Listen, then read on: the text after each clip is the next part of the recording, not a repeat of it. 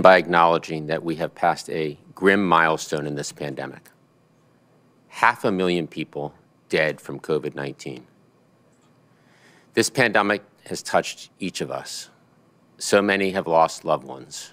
We've been separated from our friends and families.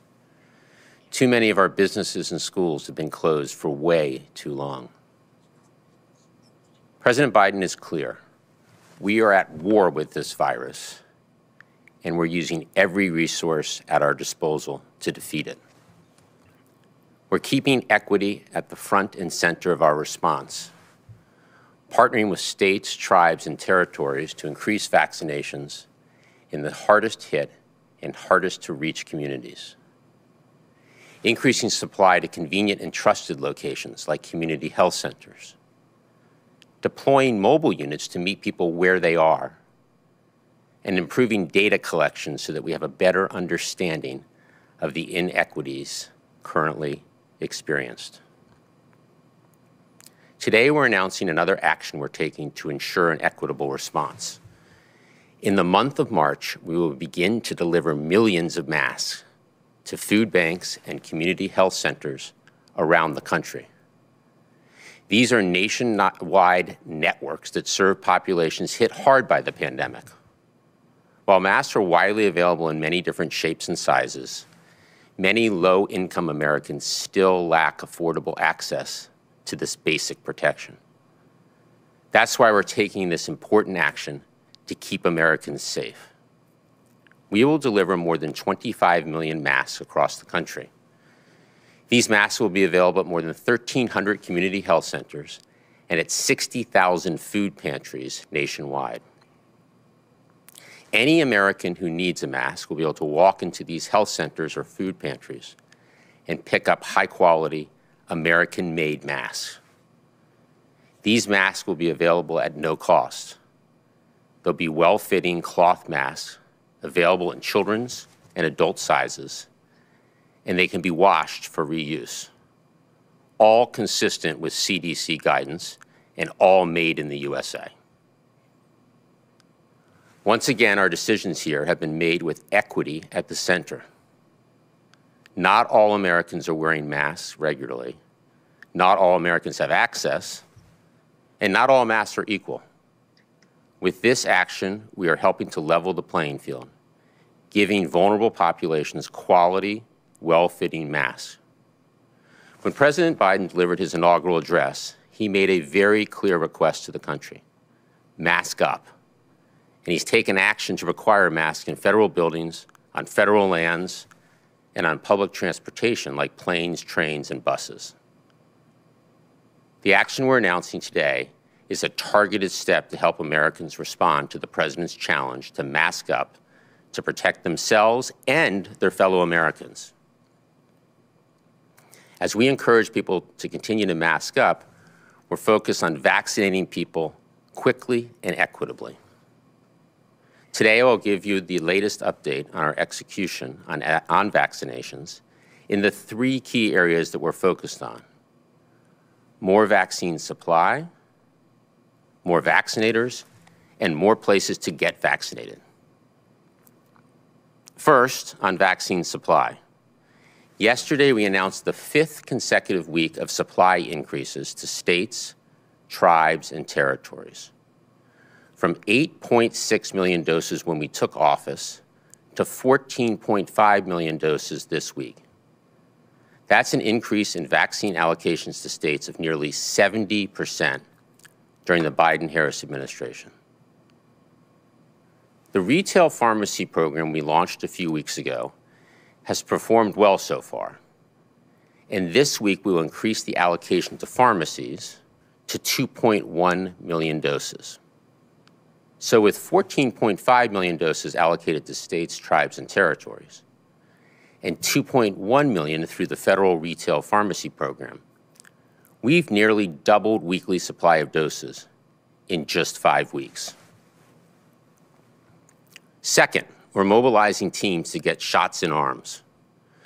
We've deployed over 800 federal personnel as vaccinators, and the federal government is now funding 1,200 National Guard members to serve as vaccinators.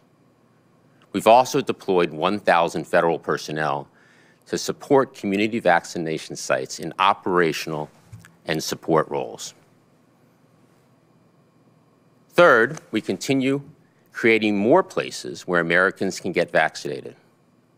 We've now expanded financial support to bolster community vaccination centers nationwide, with over $3.6 billion in FEMA funding to 44 states, tribes, and territories for vaccination efforts. We're bringing vaccinations to places communities know and trust. Community centers, high school gyms, churches, and stadiums nationwide. And we continue to work with states to set up innovative, high-volume, federally run sites that can each give over 30,000 shots a week. These sites are up and running in California and are ramping up in Texas, Florida, and Pennsylvania. We've also launched federal programs to get vaccines to pharmacies and local community health centers. As we've always said, we're committed to providing clarity on our progress, and that includes when we hit bumps in the road.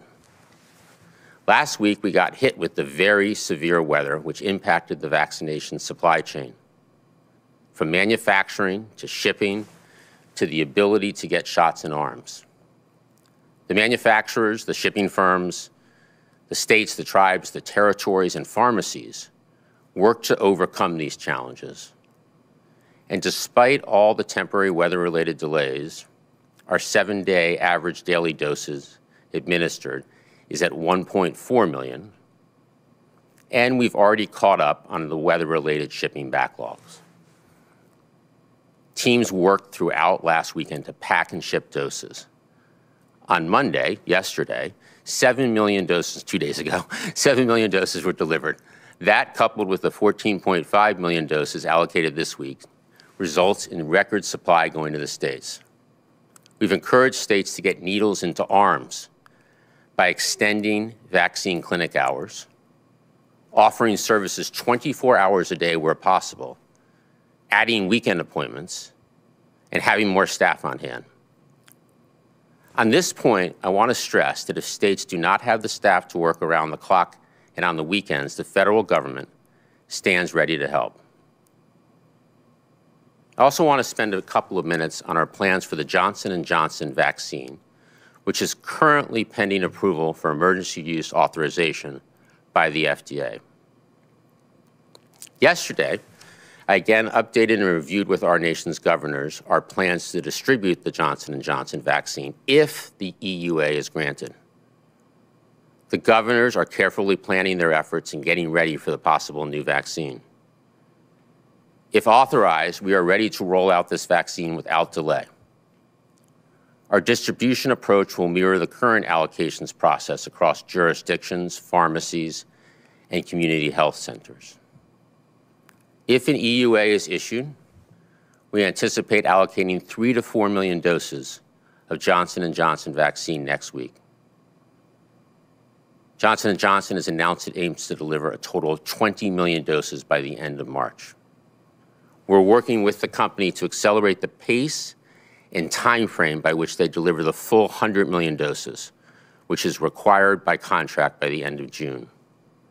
While we await the FDA's decision, we want the American people to know that we're doing the work so that if the EUA is granted, we will waste no time getting this life-saving vaccine into the arms of Americans.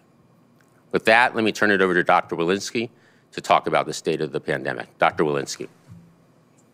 Thank you, Jeff. I'm again delighted to be with you today. We continue to see trends heading in the right direction. In the past week, average daily cases declined 25% to approximately 64,000 cases per day. This is slightly less than the summer peak of 67,000 daily cases reported last July. While this is good news, cases still remain high, and we continue to watch these data closely. We also see continued declines in new hospital admissions for the most recent week. An average of 6,500 patients with COVID-19 were admitted per day, a decrease of 16% from the week prior. The number of reported deaths is also dropping, with a 7-day average of slightly less than 2,000 per day. This represents a 35% decline compared to the prior week. On Monday, I announced that we were kicking off our 3-day National COVID-19 Vaccine Forum, and since that time, we've had an extraordinary few days. Our final tally, we virtually assembled over 12,000 participants from across the United States, representing state, tribe, local, and territorial governments, private sector partners, medical and public health institutions, community-based organizations, faith-based groups, and educators, among others. The discussions and presentations from over 100 speakers showcased promising practices and critical scientific information for those involved in vaccination efforts in communities across the nation. I'd like to share a few examples of what we've learned over the last 3 days. First, trust and community confidence are cornerstones of our national vaccine efforts. Trusted voices are critical to building confidence in vaccines and addressing misinformation. Our community leaders are often those trusted voices. We heard from national, state, and local health leaders about communication and public education campaigns they are deploying to combat mis and disinformation and instill confidence and interest in COVID-19 vaccines, as well as tools and strategies healthcare providers can use when talking with their patients about COVID-19 vaccination. For example, we learned about a new communications campaign in New Orleans that is grounded in the local flavor and culture as a way to resonate with the city's residents. Second, one of the most powerful benefits of the forum was learning about on-the-ground experiences and new innovations to expand vaccination efforts. We heard about creative ways providers and volunteers have been getting vaccinations into communities using boats, ferries, and snowmobiles in Alaska, leveraging emergency medical services to provide vaccinations to homebound individuals in Indiana, and using awareness campaigns featuring trusted elders and healthcare workers in the Cherokee Nation of Oklahoma.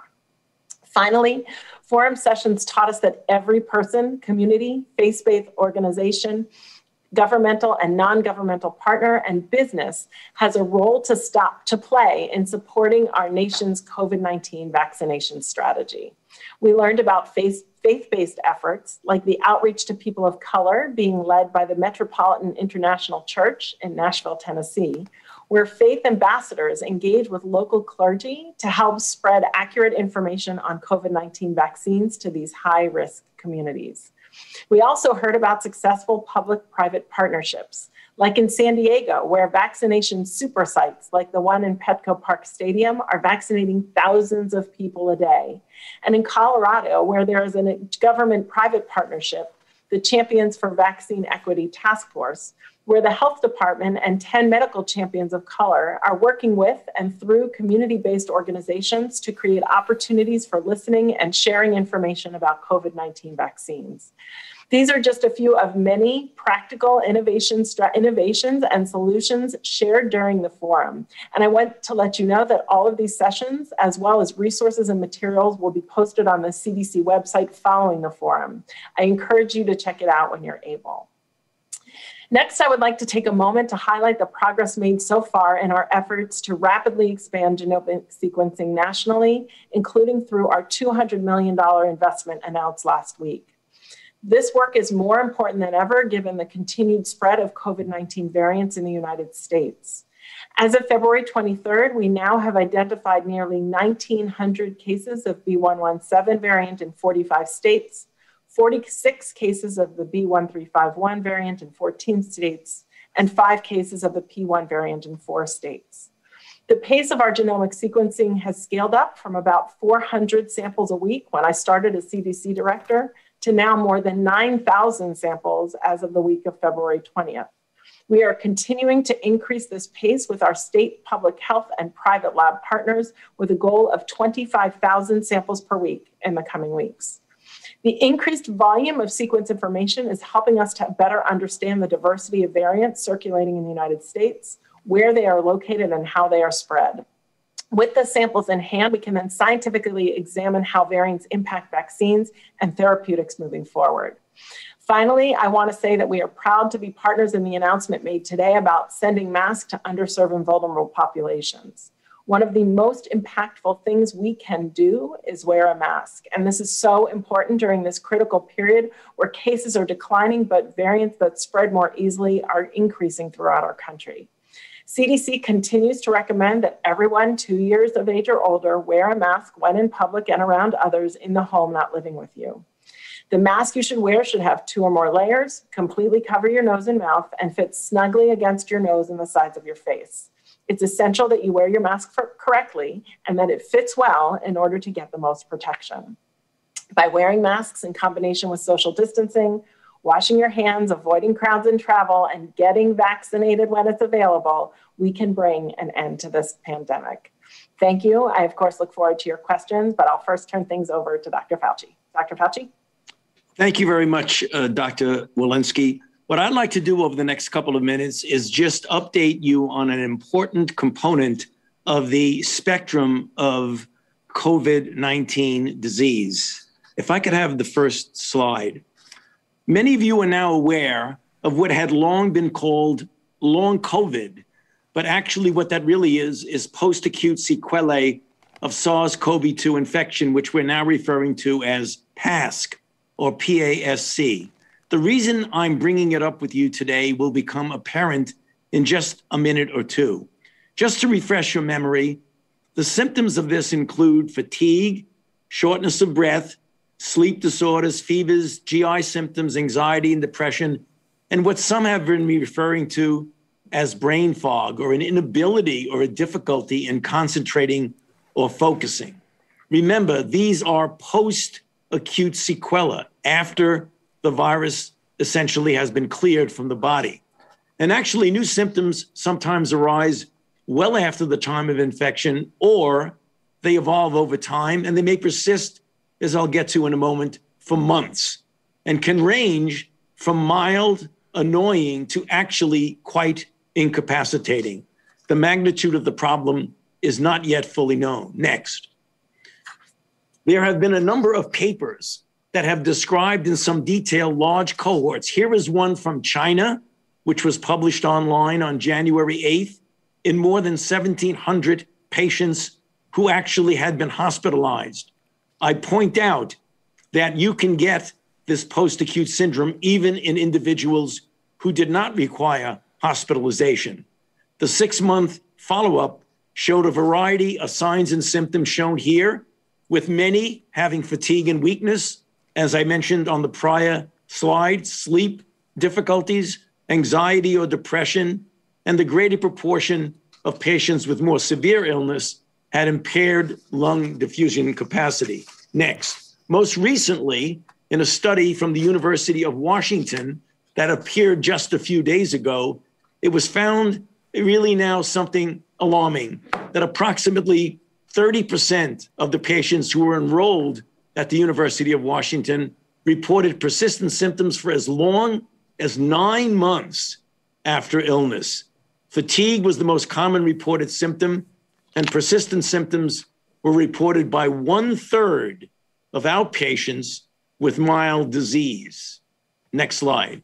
What we did, we being an interagency group, the NIH, the CDC, and others, put together a workshop in Rockville, just a little bit north of Washington, D.C., on December the 3rd and the 4th of last year, in which we looked at various organ systems and brought in experts in all of these areas: cardiovascular, pulmonary, renal, neurologic, immunologic, and pediatrics, to scope out the kinds of things that we would need to be looking at with this puzzling syndrome.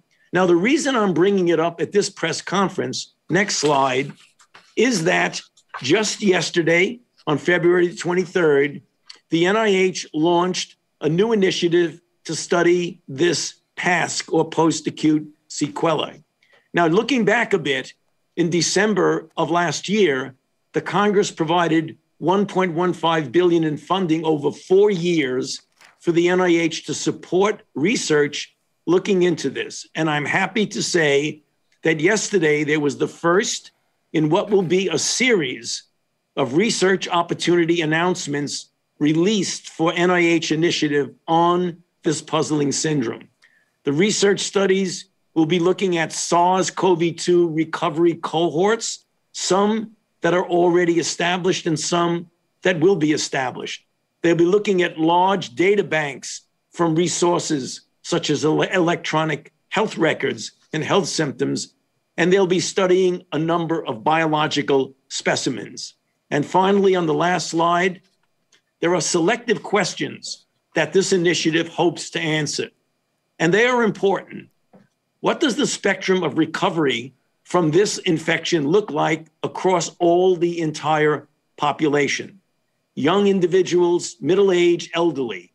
How many people continue to have symptoms of COVID-19, or even, as we've seen, develop new symptoms that they did not have even as part of their acute infection?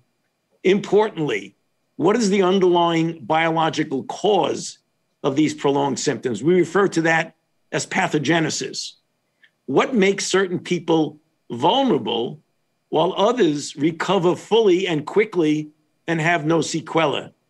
And finally, does SARS-CoV-2 infection trigger changes in the body that actually increase the risk later on of such abnormalities, such as chronic heart or brain disorders? A lot of important questions that are now unanswered that we hope with this series of initiatives we will ultimately answer. So I'll stop there and hand it back to Jeff. Well, thank you, Drs. Fauci and Walensky. Why don't we open it up for questions?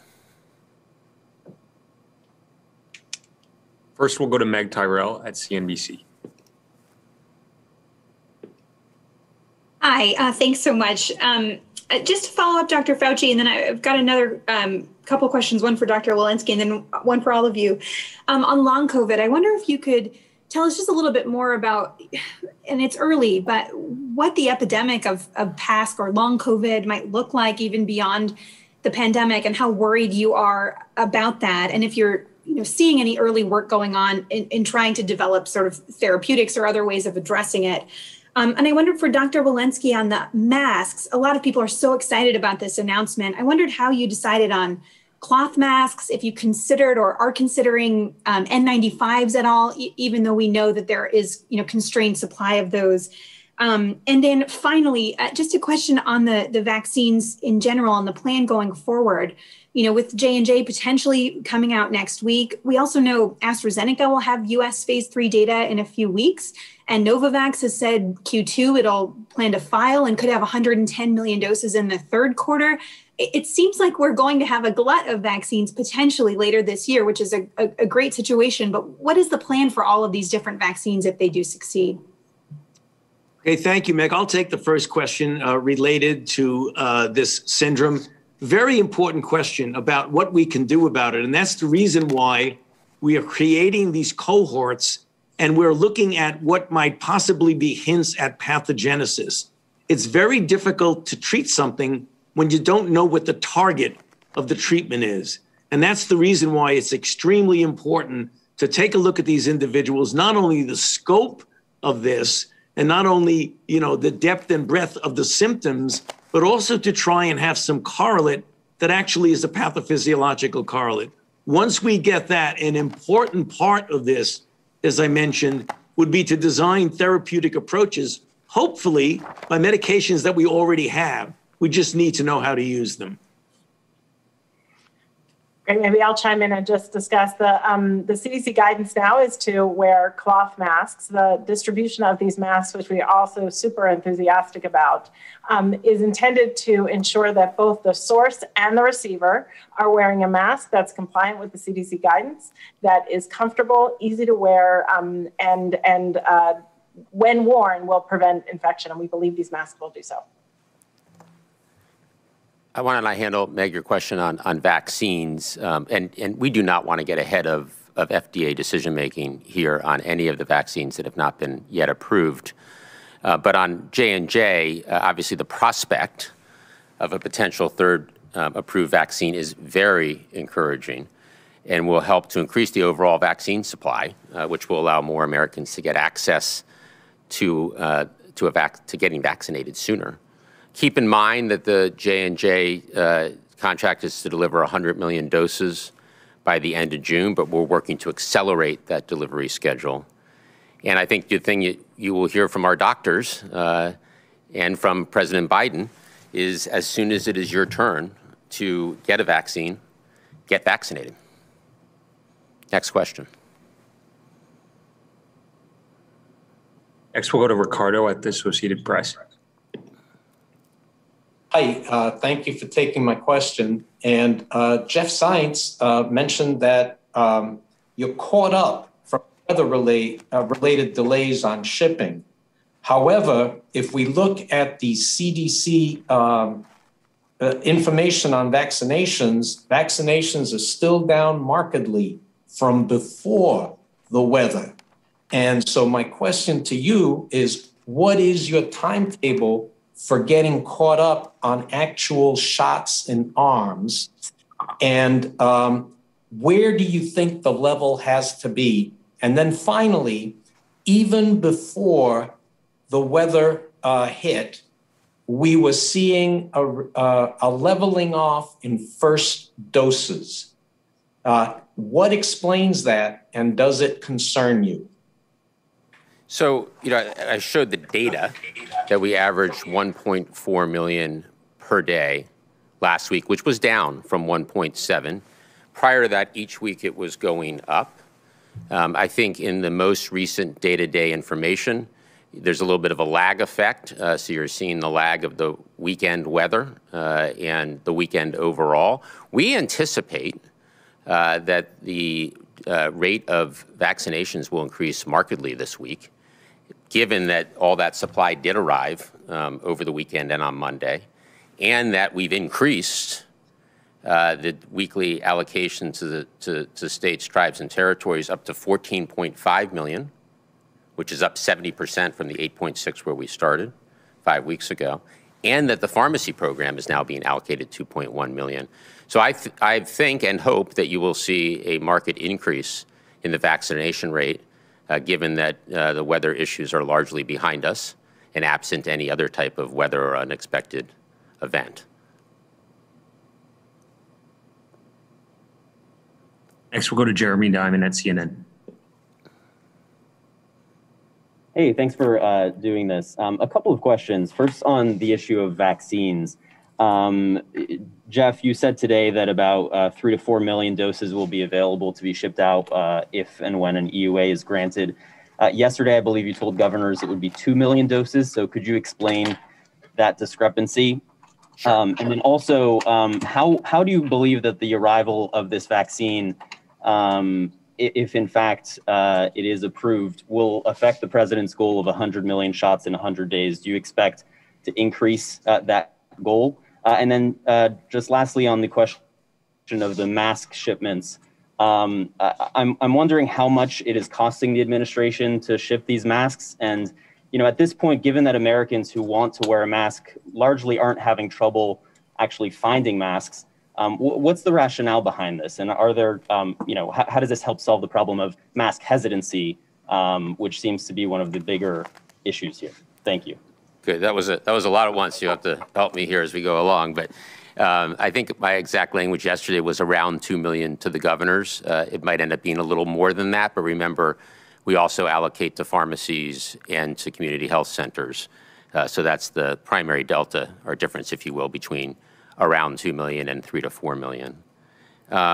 Your next question was that around the 100 million goal. That goal, when we set it, was an ambitious goal. Many people talked about one that we would have real trouble reaching. So far, we are pacing ahead of that goal. The president pushes us every day to figure out everything we can do as a whole of government effort, partnering with governors, local health officials, and others to do all we can to vaccinate as many Americans as fast, efficiently, and as importantly, equitably as possible.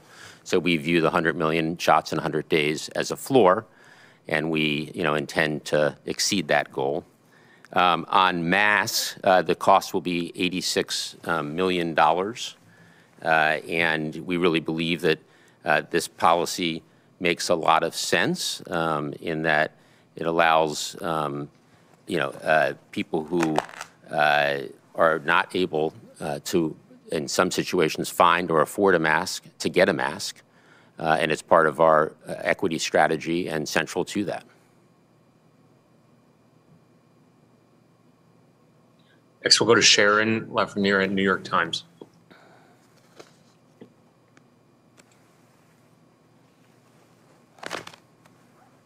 Thanks for taking my question. So J&J was supposed to have 12 million doses by the end of the month and 37 by the end of March. Instead, it's going to be under 4 million and 20 million. Can you tell us what exactly happened to cause these delays? Secondly, how confident are you that Pfizer and Moderna are going to be able to deliver the full 220 million doses that they've promised by the end of next month? And then finally, if you could address, to what degree is the vaccination program really hobbled by lack of sites and vaccinators? Isn't lack of supply the principal obstacle?